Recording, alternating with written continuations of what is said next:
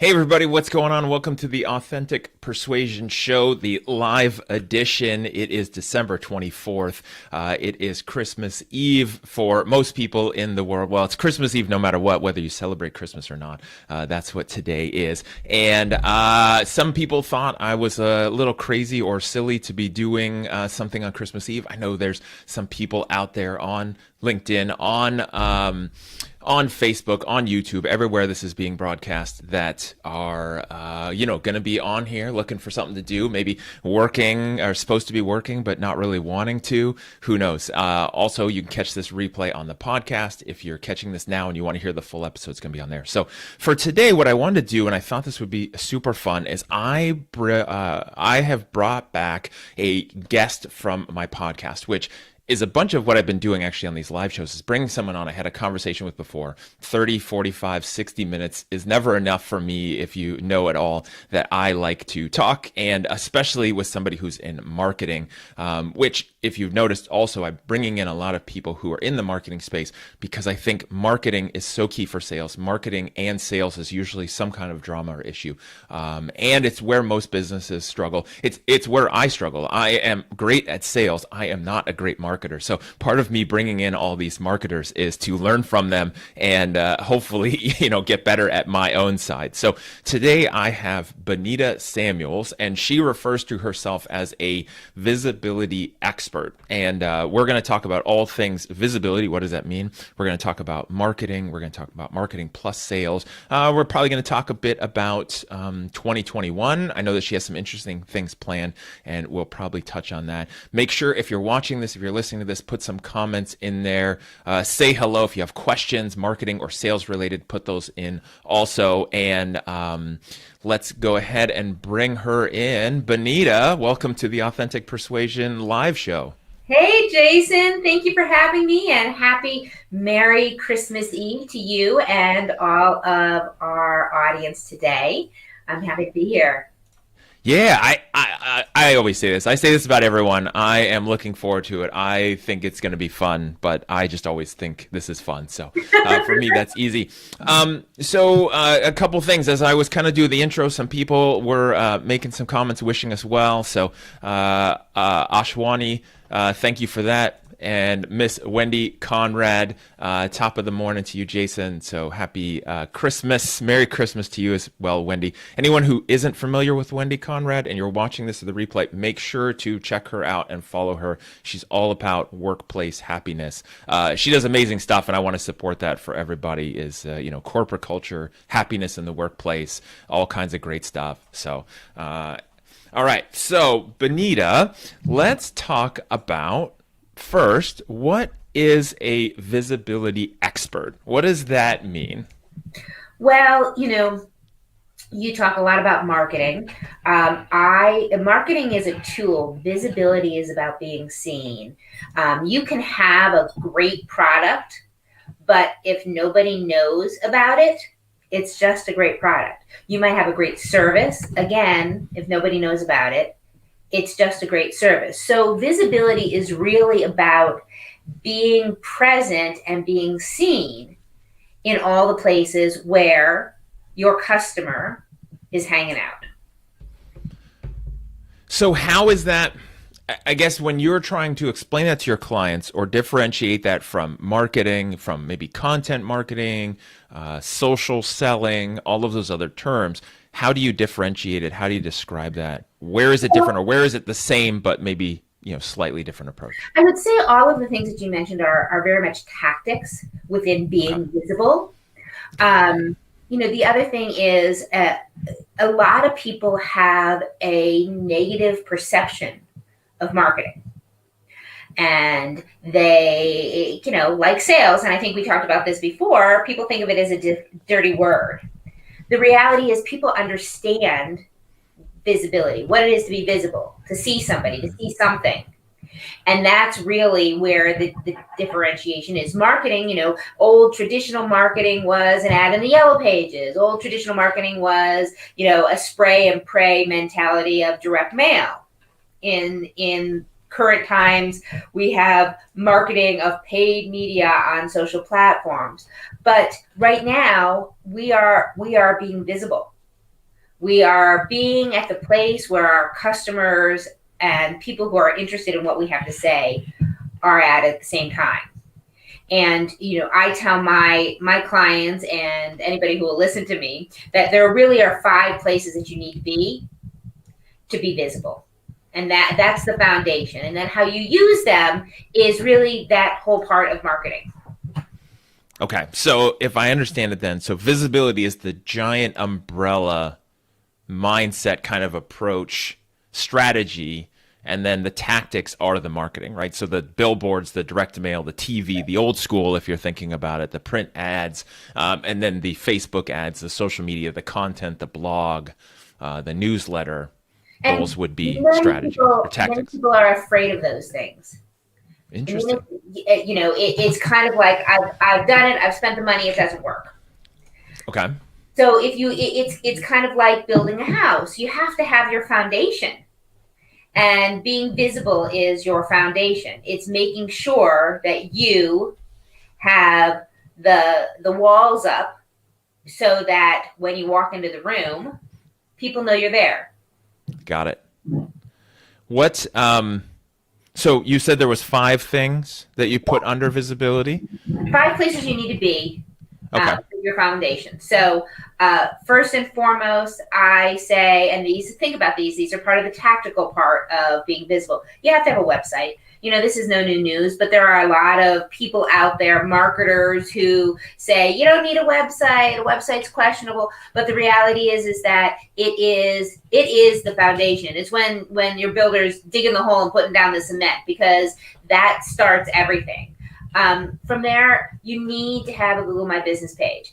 I get a lot of people who come to me and say, well, I don't have a physical address. You don't have to have a physical address to have a Google My Business page, but it is the most visible place that you can be when people search for you or search for your service.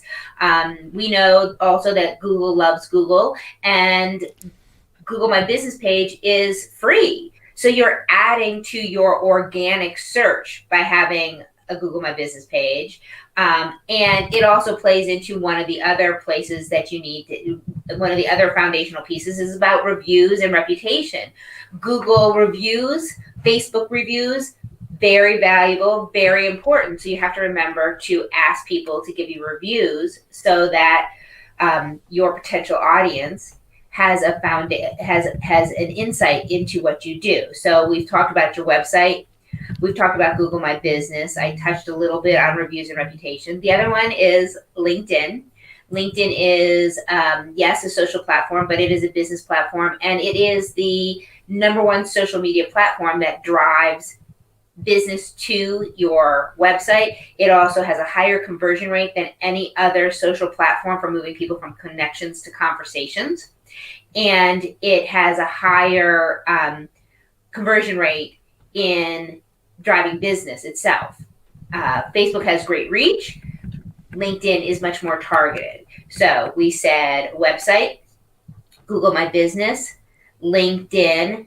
Next one is making sure that you're in all your directories. So if you are part of any networking organizations or business organizations or, fraternity, alumni associations, you need to put all of your listings together and have your directories up, because again, all of these things are foundational to making sure you're visible. So if somebody searches for you or your service, you have a higher propensity of showing up, and it means you are in the places where people are looking for you. So think about it. If you're in a networking group and you need somebody in sales, if I go to my directory and Jason, you have a listing there, you're going to be the person that I think of. And then the last one is, as I said, reputation and reviews. If you have those foundational pieces in place, you are set to do some really strong, valuable marketing. Got it. I love that. So that makes sense. And on the surface, I'm already thinking about businesses I know, small businesses, solopreneurs, small service-based businesses, how that list seems overwhelming. It's simple, right? It's these 5 simple things that should be easy. Any kind of list like that seems overwhelming, especially if you're not in the into marketing and that's not your forte.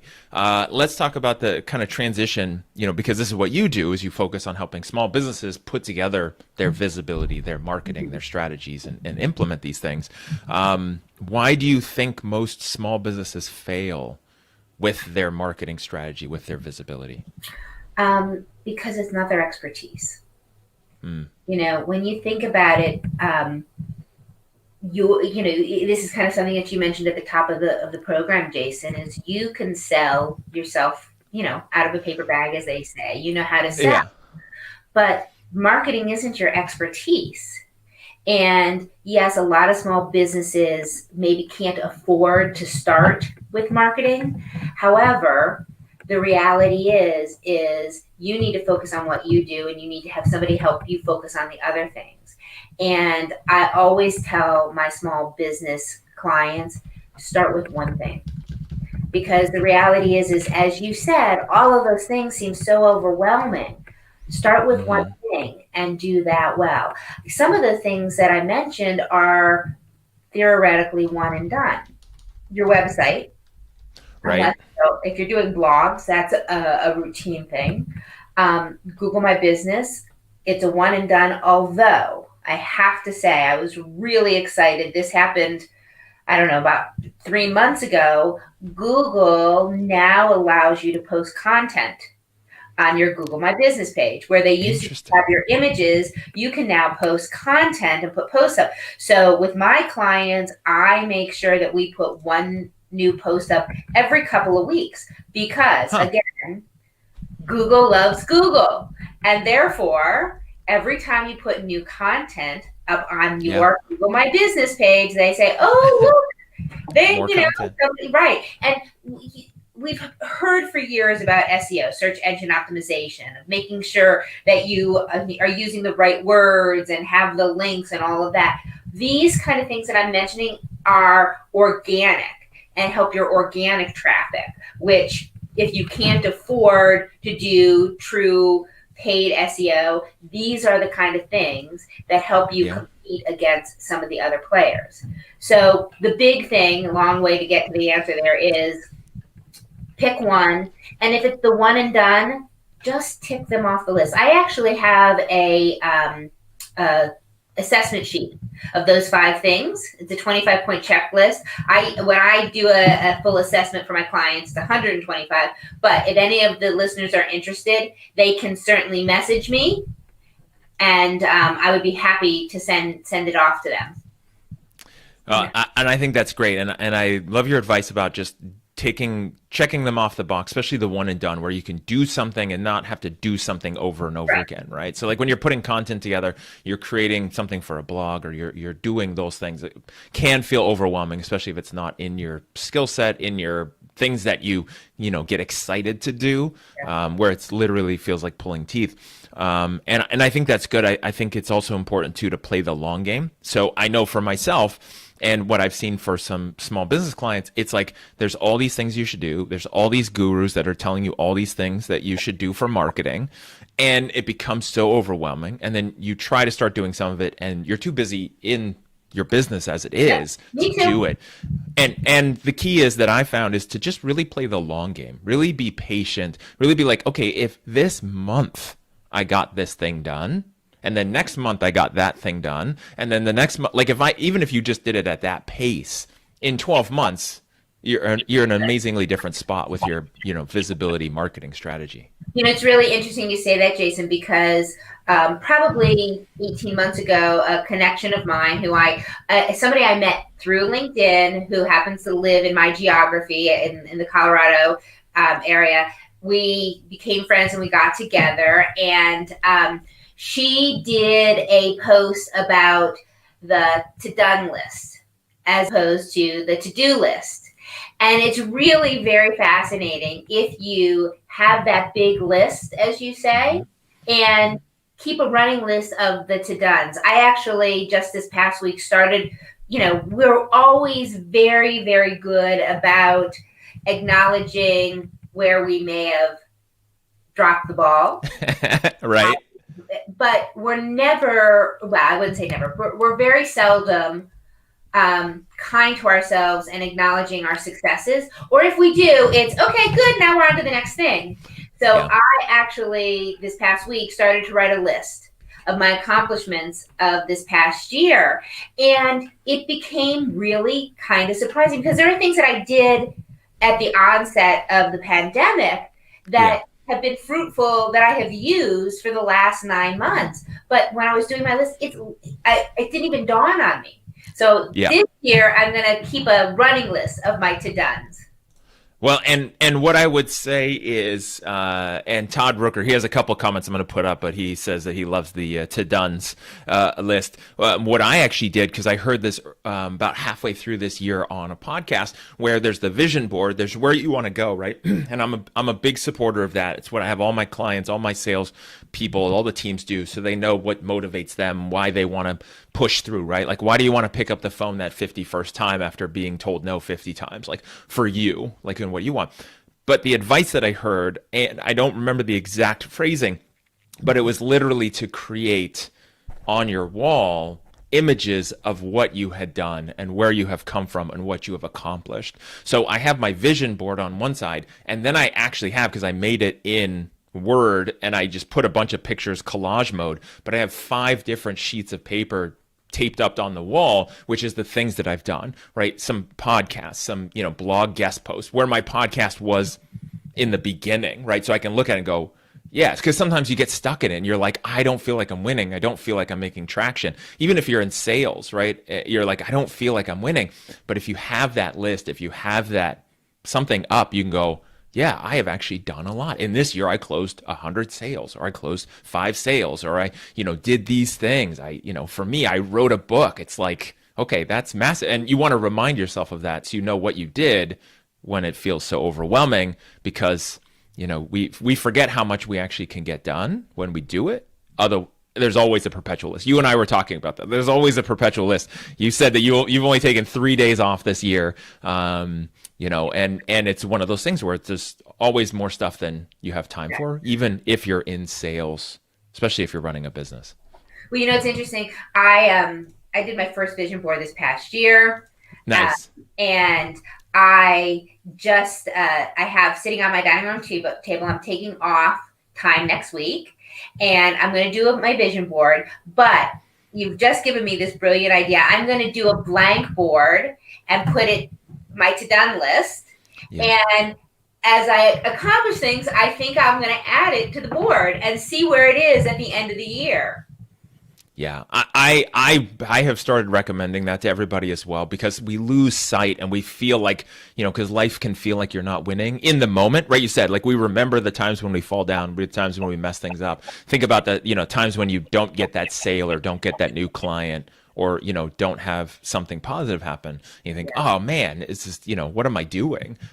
Because we easily forget all the positive stuff, and it makes sense. Human nature, to keep us alive thousands and thousands of years ago, we couldn't focus on the positive. We have to be thinking about the negative all the time so that we don't repeat that, right? Like, eating the wrong berry could kill you, and so we want to remember not to eat the wrong berry at all times. Not that this berry is yummy. We want to stay away from that berry. And so that's our brains still do that. Like, oh my gosh, that was so painful. I never want to do that again. Right? I don't want to touch the hot stove because that hurt.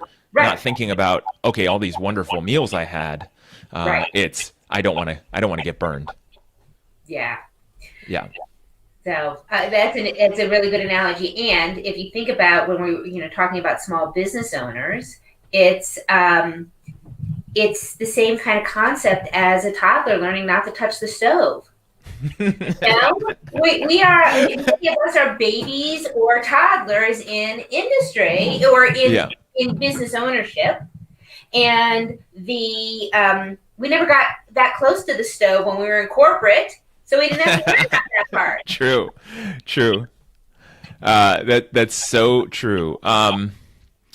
So we covered where to start with marketing. Because that was one of the things that I want to talk about, but then we just kind of rolled through that. Like, where do people start? You have your stuff on that top 5 list, which for people who are watching, I put up. Todd Rooker actually wrote down everything you said and put it up as a nice summary. So that was actually perfect, and covered those things. So that's a good place to start. recapping as well for people, if they're wanting to do all those things in marketing, just take them one at a time, Yeah. especially the one and done, the easy ones. So, there's some people that'll say, eat the frog, eat that frog, Right. and it's like do the hardest thing first and then build the momentum from that. Sometimes if it's really not your forte, start with the easiest things first and build some momentum that way instead. It just depends on what moves people. The I would say of those elements, the biggest frog, as you say, or as the author, I don't remember the name of the author's name. Anyway, is the website, and the reality is this: I have some clients who struggle with that so much, and you can do a single scrolling page website.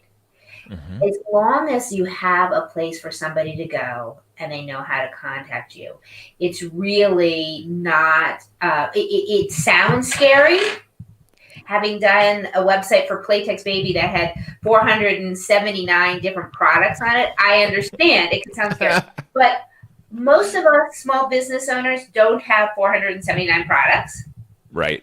And the truth is, there are tons of people and places and friends and community members who can help us with Mm-hmm. that big frog.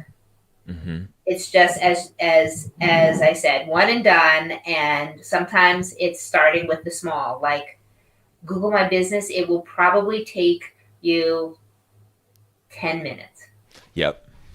Yeah. Well, and I think the website one is important. I'm going through redesigning my website with some help because it's one of those things. Again, I'm really good at sales. I should stay away from website design, graphic design, anything like that. I try to stay away from all that. And so I have somebody helping me with my website, John Welch and Sky Mouse Studios, and we're actually taking my site, which is semi-overly complicated, classic, lots of pages, lots of tabs, lots of places to go, and making it a single scrolling homepage with some other content, but mostly just everything is there. And I think the biggest thing, and he helped me understand, and I think this is good for businesses as well, let me know your thoughts, is that it really depends on how people are getting to the site. If you're going to build a site that's SEO and you want lots of content and the goal is to drive that organic traffic, which is a very long game and most small businesses don't have the money and the patience for or the abilities, you want a certain website. If people are finding out about you and then going to your website to validate you, then you need a whole different thing, which is usually much simpler, right? Yeah. Oh, I agree with that 100%. If you're using your website, as you said, as a lead gen source, you need to make sure your website is showing up in multiple ways and multiple pages on search, and if you're competing. But as you said, many small businesses, myself included, my website is a point of validation. It is a place for people to check me out, although people go to your LinkedIn profile first and then to your website, by the way. You don't need to have an incredibly deep site. However, make sure that you have enough content and enough clarity that it does get recognized by the search engines, because otherwise it's just a wasted time and effort. Make sure that the beginning of the page basically answers who it is that you serve. Somebody should come to your website and the first thing that they're reading should say, "Oh, that's me," so that it's validating. So I agree with you completely, Jason, that I don't think that you need to have a very deep website if your service profile is not deep and if your goal isn't to win in the SEO game. Yeah, and for me, and you're obviously your website's up there. I was showing your LinkedIn. You spend your time, you're focused on you and your clients on LinkedIn, so that's where you're at. So Yeah. people make sure to check out Benita Samuels on LinkedIn and then benitasamuels.com too. You mentioned earlier that you're going through your rebranding. I am as well. I'm so excited. So shortly after the beginning of the year, my website is changing. So I'm very excited about it. Yeah, me too. Hopefully mine probably will go live by next week. So I'm looking forward to that. And the key is, and this was the really strong point, was my site is now designed for people who find me other ways, because I'm on podcasts, I have mine. There's all these different ways, and then they're coming there. It's not the point of entry for me. Very few people are discovering me through my website. They're discovering me. Exactly. So that's the point for businesses out there is, there's a lot of pressure where you go to a website and you see all these pages, and you got to have a blog, and you got to have this, and you got to have that.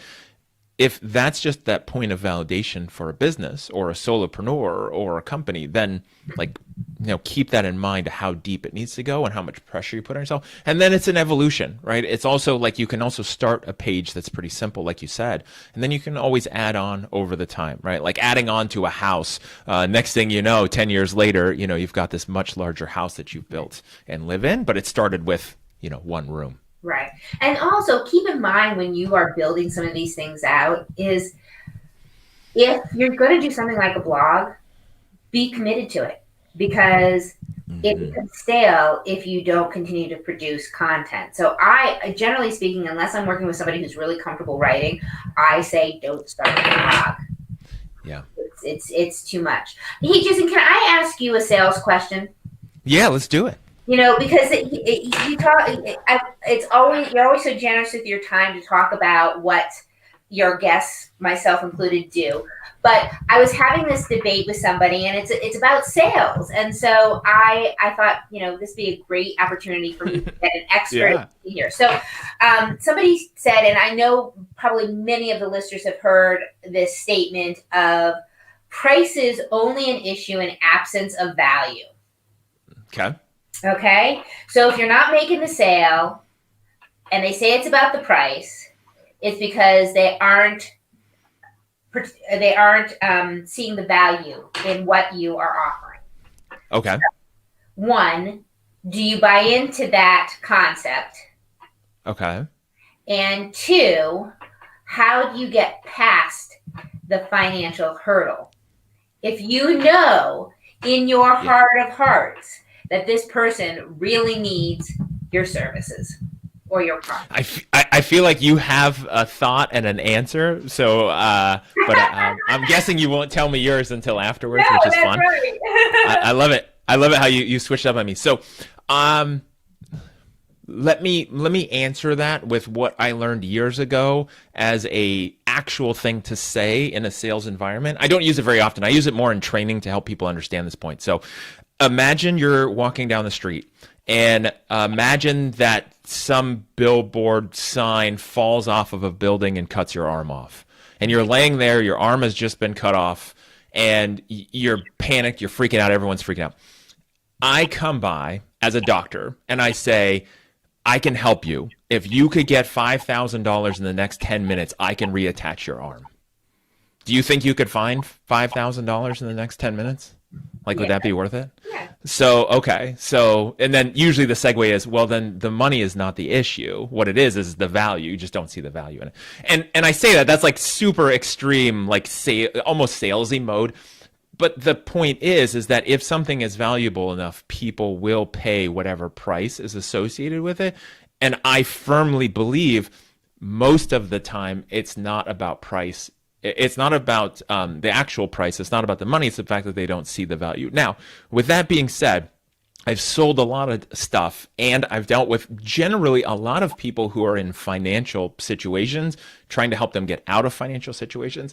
And there's literally times where you could push somebody that maybe they could afford it, but sometimes they just can't. So the general caveat is that sometimes people just literally can't afford it, or shouldn't spend the money, or it's not responsible, or it doesn't make sense. That's a different conversation. That's we see the value, but it's not responsible to do this, right? Not worth getting into more debt, or they just can't, which I think is a careful distinction that as a sales professional, you understand the difference. As a novice salesperson, you don't, and you think, again, it's a negotiation, or you think I got to push harder, or you think I got to, where do I buy their excuse about money and where do I not? So for me, my view, and it's funny because last week I had Kwame Christian on the show, and I've had him on the podcast before, and he is a negotiation expert. So what he does, he's the director of the American Negotiation Institute, which I didn't even know was a thing until I met him. And so they help people negotiate. And I told him that I feel like if you're negotiating on price or price comes up, then you did something incorrect, you missed a step, or you did something wrong in the conversation leading up to that point. Right. So prior to whenever that dollar amounts came up and the price came up, you missed something, which was the value that you didn't help uncover. And generally what happens in my experience is that people who are in a selling, persuading role, they're not asking enough questions, they're not going deep enough, and they're not able to correlate with their prospective customer what they want, why they want it, and then what their solution would do for them and how it would serve them or help them in where they're going, right? Sometimes it's avoiding pain. Sometimes it's, going towards a goal, right? It's not always just like, find the pain and then solve that pain. Sometimes it's like they just want other things, right? I want a new car because I want a new car because it's going to be fun. I don't have pain. I just want a new car. Okay, then we talk about that. So for me, whenever I see, especially consistently, somebody have a price negotiation or price roadblocks in their conversations, it's because they're not going deep enough early on in the conversation, and they're not figuring out why that person needs it. Why do they really need this, right? Like, let's say for you, if you're selling your services, like, why do they really need this? Not just like, okay, they want to make more revenue, but why? Why do they want to make more revenue? Well, they want to make it because of this. Well, maybe it's their family, maybe it's their business, maybe it's their pride, maybe it's, all these other things. And then when you have the conversation, even if they say the price is an issue, well, I don't know if I can afford that. That seems high. I don't want to pay that. Hey, John, I understand that. I get that. One of the things, though, I know is that you said your goal was to X. And I know that this will help you get there. We both agreed that, right? When I showed you this and we talked about this, you said this was perfect and this would help you. So we know that this is a good fit. I know that it'll help you. It's generally not about price, and then you handle that objection. So that's fear come into that, though, because what's that? Where does fear? Because so for me, and yes, I have a point of view. I do think I absolutely agree with you that there are some people that either where they are in their journey, it's not a financial option. Although I know some people say, you can find the money as you did, as Always. You cut off my arm, you can find the money if you really want it. But is that responsible? Or there are those that have fiscal anxiety and there is a fear of spending the money. Does that also play into the concept of the value is not being demonstrated if you can't get past the fear? I think that's a different conversation. So when we're talking about specific fears, the way that I address that is making sure that they feel super safe, right? That's the whole goal. And I use the SAFE as acronym, successful at fear elimination. And so your whole goal in sales is to make people feel safe. Humans, going back to that human brain we talked about earlier, humans don't like change. Some people say they like change. Some people are okay with change. Maybe they like change in one area of their life, but they don't like change in other areas, right? It's like, oh, okay, I can handle change at work, but I live in the same house, in the same town. I like going to the same restaurants. Like I compartmentalize my risk tolerance and what I like change, right? Like I don't like change at work, but I'm totally okay just getting on a plane and traveling and doing whatever, not knowing, what city I'm gonna go to next after, the current one. But people don't like change. If they liked change, if your prospective customer was okay with change in that moment, in that conversation, they would just tell you they want to buy and they would sign up. Those people are really easy to work with because they say, hey, Benita, I hear you do this. This is great. How do I sign up? Here's my money, right? I know for me, I have a pretty high tolerance for change when I'm buying something and I know what I want. And then it's easy. I'm the easiest customer ever, which is like, okay, this sounds good. Let's go.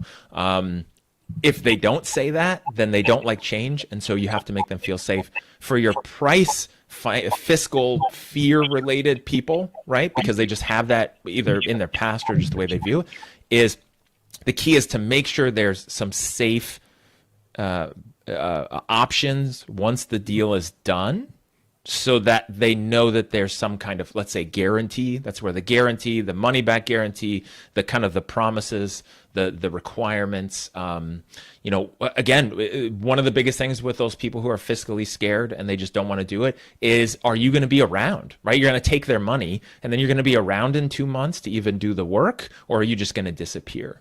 And so you've got to make them feel safe that you're not going anywhere. Right, and whatever that looks like. Todd actually just put a comment in that I thought is a great comment, where he said, when people don't understand something, they perceive it as a risk. That's really a great statement, Todd. Thanks for sharing that. Yeah, I mean, a confused mind never buys, right? When in doubt, a confused mind will just always default to saying no. So if they don't understand, if somebody doesn't understand something, they'll generally say no. And then if they don't understand the value and they don't get it and they don't see it, they're going to say no, or they're going to say it's about price. Sometimes it's like my sales style, which, the authentic persuasion part of me is generally like, is this about price? Is this about value? Or is it something else? Because generally what I'll do is I'll say, hey, let's say it's Todd. Hey, Todd, I know we talked about this. You said you wanted this. We both agreed that this would help you. In fact, we both know this will help you way more than the cost of the program. I have found that generally when people say it's about the price or the money, it's usually not. It's something else. So what is it that I can help you with? What is it that you're concerned about? What is it that you might be hesitating around that, might be the actual issue? Or just call it like it is, right? In my experience, and I appreciate you getting into this conversation, because it was quite a debate that I was having with somebody. But in my experience with my clients, I tend to find that the fear comes in their lack of confidence in their follow through. Interesting. Because I could see not that. about they can learn and know how to do it, or I can help them put them in all the right places. It's there is a fear of getting it done, doing it. It's almost even like when we talk about the 5 places to be visible. It's I just don't know if I'm going to follow through. Yeah, and as soon as you started saying that, the best example I'm thinking is someone who just doesn't want to join a gym again, right? I don't want to join a gym again. You know what happened last time? I joined a gym. I joined 24-Hour Fitness. They made me pay for 2 years in advance. I went 4 times, and then I quit, and I hated it, and I don't want to do that again because I know me. I know who I am. I know how I am. That's why I don't set, New Year's resolutions. That's what somebody would say, right? It's like, I know I don't follow through, so it's not even worth signing up. It's not even the money. It's the fact that it's just a waste because I'm literally not going to do it, right? I don't know what you would do. I mean, with that, and what I would say is interesting is if someone is really stuck in that position and someone really feels like they're not going to follow through and they're not going to do it and it's not a priority, you almost don't want them as a client, because when they don't follow through, even if they do pay you and it doesn't work, because it's all your fault. It's all your fault. Yeah. Well, what I have come to realize is, and this is as we talk about evolution and moving into 2021, for those that don't think they'll follow through, you need to have something in your toolbox to help them do that, or do it for them, or as Todd said, move on. Move on. So, and then the one thing too, before Wendy asked a question, which I want to get to next, but one other thing, and this comes into the price, value, money, negotiation, whole kind of bucket, is one of the other things that I'm going to say salespeople, but people who are in a selling, persuading role. So like you with your own business, this could be somebody in a call center. One of the problems is they commit what I call sales malpractice. And the sales malpractice is prescription before diagnosis is malpractice, right? So if you think about a doctor, if you walk into the doctor and say, hey, I looked it up, I went to WebMD, I have this problem, here's the meds I need, can you just give me these meds? And the doctor says, sure, sounds good, here's a prescription, good luck with that. They would get in a lot of trouble, right? Like they have to go through their process. prescription before diagnosis is malpractice. Like literally, if you haven't heard that before, anybody listening, like just think about that, absorb it, write it down, and then use that. Because what happens is when people are afraid, or people are worried you're going to sell, or people just don't like the buying experience because of their negative buying experiences in the past, is they come out of the gate asking certain things like price. Hey, Benita, before you try to sell me anything, what is this going to cost? Right? What's the price going to be? Right? And most people are like, well, I charge this and then this, but then I also do this, and like, give a price and then start, backpedaling and justifying and trying to do the value. At that moment, if you do that before the questions, before the discovery, and before showing the value and tying in, like basically what that return on investment is going to be for them, no matter what you're selling. The problem is if you do the price conversation before all that, you've become a commodity and you've instantly left it all up to, you might as well hang up and just let them decide at that point if they want to do it or not, because it's going to be really hard to win if you did that. The better thing to do is to tell people, hey, what I do and what I offer, the price varies based on situations, based on programs. I have lots of different options. So let's do this. Before we get into that, I want to ask you some questions, and then start asking questions. Literally refuse to say a price. If they say, no, I need to know a price before we move forward, I'll usually quote them a really high price. Right. So let's say whatever I'm selling normally costs $1,000 to $2,000. Like when I used to work for companies before, I would tell them it's going to be, $2,000 to $3,000. And then when I come back later, they'll be pleasantly surprised when it's less. But advice for everyone: just do your best to never give price information, cost information, terms information until you're ready. You're the professional. Don't do it until you're ready. Yeah. So. Because otherwise you'll get crushed all day by people just bringing that. For those that are only buying on price, do you want them? Right. It might be that it doesn't matter what you do, they will never see the value because their point of entry is simply price. Yep. And then they'll also always be looking for where it wasn't worth the money. Right? So they'll be looking for the issues in your service or in your product. They'll always be looking for something else that might be cheaper. So they'll drop you if you're a service provider and go somewhere else. So, there's lots of things that can happen. But all right, so let's get to Wendy's question. So Wendy asks, Benita, generally speaking, because there are variables like industry and market, what tips would you give for things you should change in your marketing during a pandemic? Well, there are some tried and true, and then obviously new. So first and foremost, and again, it depends on your industry and market, but people are home. So you need to meet them where they're at.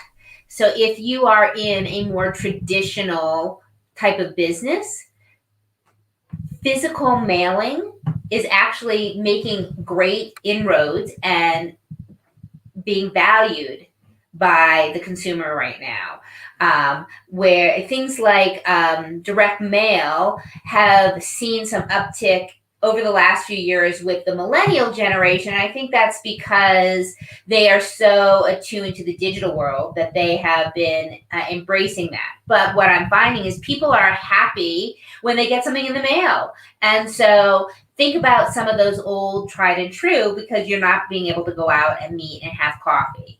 So that's one. The other one is, what we're doing now is you have to be in the digital and social space. And if you aren't comfortable doing this and being live and talking and all of those things, that's okay.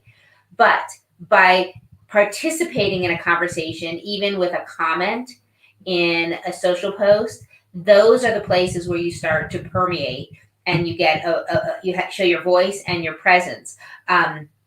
The reality is, if you are in business, you need to do some form of sales, which is also a form of marketing. I mean, Jason and I will touch on that, because I do think that they are completely one in the same as far as hand in hand. So if you are in a social platform like LinkedIn or Facebook or wherever you are watching today, take the time to read other people's content and comment on it.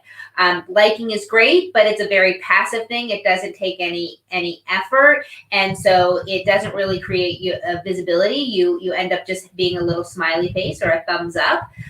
Where making a comment, you start to create a relationship with those around you. The other thing is, which is really underutilized and incredibly valuable, is when you are posting content or sharing content, tag people, because they get notifications and it creates a conversation, and that's really important. So from a visibility standpoint, in a pandemic, you have to be in the digital space. If you're not in the digital space, just say goodbye, because it's not that you're not going to be there. 2, consider using some traditional methods of mailing, even if it's handwritten notes and sending them to clients or potential clients. It's a lost art that people really appreciate. And then lastly, in a pandemic, the reality is that we aren't going out, we aren't networking the same way. Take advantage of all of those opportunities to meet people outside of your sphere and pick up the phone and call people. It's the idea that people have shied away from the phone, and now we need that human connection, and a phone call is incredibly valuable, and it is a means of marketing. So those would be my 3 very baseline, simple recommendations. I think those are great. And I think what's interesting is to watch that cycle swing so much from direct mail, right? So people like you and I, we remember it was all direct mail. That was how you did it. I've been with companies where it was mostly direct mail as the marketing strategy. And then what happens is it swing digital, right? I know even at some points in my life, like I don't even check the mail. It used to be excited and run to the mail and see what was there. Now it's like, I know what's there. It's just bills. And then how it's switched over to now what's in the mail, because it's such a rare thing. And you can really make that. And Wendy put a note in here that handwritten notes are her jam. And I also know that she's working on her video game as well. Tackling both sides. And I think that's good. So let's talk about the sales side then. Marketing plus sales. Yeah. Can they work together? How does that work together? They have to work together. I don't believe you can have one without the other. I think that from a sales perspective, having that foundation, and what you're selling, by the way, is also a means of marketing. And as a marketer, what you're putting out there and putting together is a means of sales. So I think that it's almost like we should have one of those Brangelina kind of words that blend together for sales and marketing. Because marketing. Yeah, smart marketing. That's really good. And it's kind of smart sales and marketing. Yeah. Because you can't, I just don't believe that they are synonymous. Yeah, it was funny because I actually had the title of VP of Sales and Marketing at one point, and then I've actually heard that as more of an official term at conferences. But years before that, people would call me the VP of Smarketing, because it was just one thing, and I viewed it as the same, right? It's one potential client that's going through this journey. They don't care about your silos and your departments and your feelings about everybody else. They just want help. Right. And, nowadays you hear so much about lead gen. Well, isn't that the crawling portion of the sale? Yeah. It's getting them up to the door. And, it's persuasion, as you say. You have to give them a reason to want to go over the threshold. So I believe that they are a couple married forever. That's awesome. So let's talk next about LinkedIn changes. You said there was a few. I know there's not a lot going on, but you said there was some stuff that had changed recently. For anybody watching or listening to this that might be on LinkedIn, business people, salespeople. Well, LinkedIn over the last 90 days has been making a lot of changes. They have obviously changed their view, similar to how Facebook has recently changed their view, taking a kind of more gentle approach. You may or may not like it. They added in LinkedIn Live, so you can do your stories only on the mobile app. Not sure yet how that's getting traction. One of the things that just came up that they announced 2 weeks ago is they changed the word count in your about, and they moved it from 2,000 characters to 2,500 characters, which is, it's a great opportunity unless you're being verbose. The reality is, by having that extra space, it gives you a chance to get people into the rest of your profile. The reality is the top third of your profile is the most important. So the added character count in your about is really good. They've added now that if you go into your notifications, you can see if somebody from your company, it will say, an employee had viewed this or participated. So it's giving you some notifications of who and where your audiences are coming from. So those are big ones. And then the other big one, which I don't know if it was happened before or after we spoke last time, is your headline. Your headline used to be limited to 140 characters, and you could circumvent that through the app on an Apple device. Now you don't need to circumvent. You have up to 200 and I think it's 220 characters now.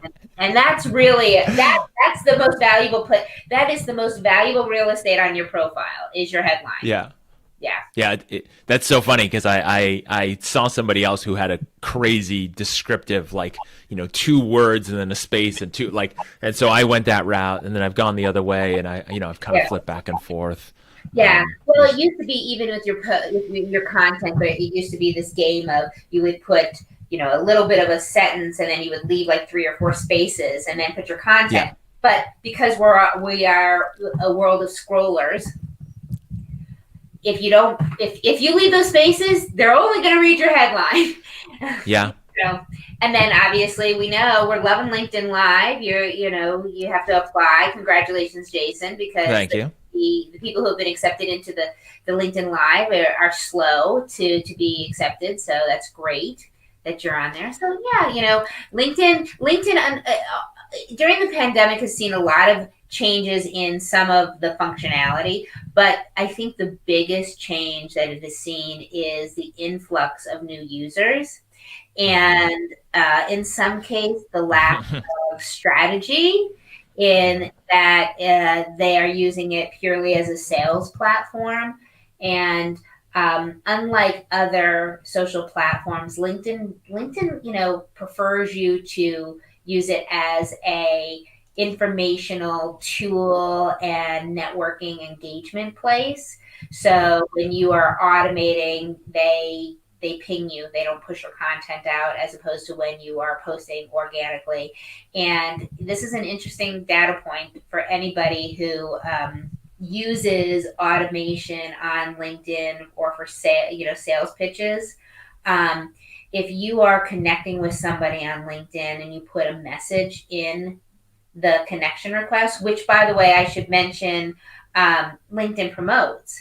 But data this year has shown that more people ignore your connection request with a message now than those that without a message, because you have to put a message in with an automation tool. And so people are expecting that they're going to get spammed or spammed right away. No, that makes sense. It's interesting because the rule is, the general guidance is that you want to put in a message so that there's something personal, something relevant to it. But yeah, if the automation, I get those connection requests all the time where it's like, I know what's coming next. I know if I hit accept, I literally know what's going to come next. And I have a couple people on LinkedIn I joke with, and I'll share a screenshot of a connection request, and I'll be like, okay, how much money do you want to put down, and what time frame do you think I'll get a instant sales pitch, right? Yeah. And the reality is that it's an incredible tool if you use it smartly. Yeah.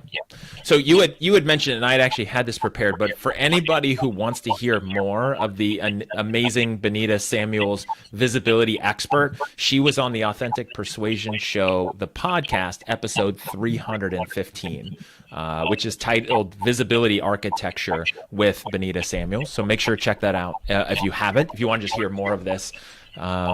Kind of dialogue. So lastly, let's talk about 2021. You had mentioned some kind of focus plans, adjustments you were making. I thought, some of them were kind of valuable. Audience might help with business owners, with salespeople, with marketing. And what kind of stuff are you looking at? I think that when anybody is looking at 2021, I think that my position is we're going to slowly move into a recovery mode. So I would say don't do too much, stay tried and true, keep your focus really, on the core things. And that's what I'm doing this year. One of the things I've when we talk about the pricing factor, had some discussions. I'm really excited. I'm going to be introducing a group program so that you can get access and learn the valuable tool of LinkedIn and social media to, up your game and move your connections into conversations. And I am kind of narrowing my focus in as well. I'm really excited. As I said, I'm rebranding, and I'll be introducing the visibility factor. Do you know what your visibility factor is? And you identify where you need to be and what you should be doing. So that's coming up for me. And I'm just really excited about, moving into 2021 with a newfound purpose and direction. I told you that I've been doing a workshop with my coach and my mastermind group on 2021, and my coach Cheryl Burgett. I don't know if she's out there. We're listening. She had us rate ourselves on 4 key areas, and I started to rate myself, and I was giving myself scores, and then I went back and I kind of looked at my journey. And I adjusted my scores. And when we talked about it, she said to me, your success today is the result of what you did 90 days ago. And in 2021, that's going to be my mantra. What I'm doing today is going to be my success in 90 days. So that's where I would leave it. Well, and that's great. And that's great for everybody, whether business owner, solopreneur, salesperson for a company. One of the things you had shared with me, which I'll share about myself as well, is that, there's times where in your business, in your sales, in your revenue, it slows down and you're just like, oh my gosh, I got to get that back up. But it's pretty much always a result of what you did 60, 90 days ago. Yeah. It's not just like, oh, I had a bad week this week. It's no, maybe something happened 3 months ago. Maybe you got into a little depressive spiral and didn't put in the activity. Maybe you got distracted. Sometimes for myself, I get busy with client work, so I'm not doing kind of the networking and conversations. Yeah. And then that leads to this cycle. So just always keep that in mind. And I love what you said, which is in this new year, remembering that what you do today affects 90 days out, right? And that's where, that instant gratification, it's not like you're going to get on a call today and then book a client today. It's you're going to build relationships, you're going to create marketing, you're going to do visibility, you're going to get things done now that will help you in the future. And you have to play that longer vision game. Yes, I agree 100%. I love it. Well, Benita, thanks for joining me. Like I mentioned earlier, website benitasamuels.com. New version coming soon, 2021. Yes, so excited. LinkedIn obviously is a good way to go. And I appreciate you coming back. I appreciate you coming here on the live version and following up and this conversation, hopefully helping some people on this Christmas Eve 2020, which has been a fascinating year for most everybody. So I appreciate you coming back on. I so appreciate you having me, Jason. May you have a wonderful holiday and, to a prosperous and healthy 2021. I say with thanks and gratitude. Yeah, and I keep wanting to say, hey, 2021 will be a better year. We all thought 2020 was going to be an amazing yet decade and year. I mean, it is what you make it. So appreciate you. Thanks for coming. Everybody watching and listening, thank you for catching us. If you watch this live, Merry Christmas and Happy New Year's. If you're listening to the replay, whenever you do, Merry Christmas, Happy New Year. Hopefully 2021 is a great year for you. And I'll catch you on the next conversation about authentic persuasion. Thanks, Jason.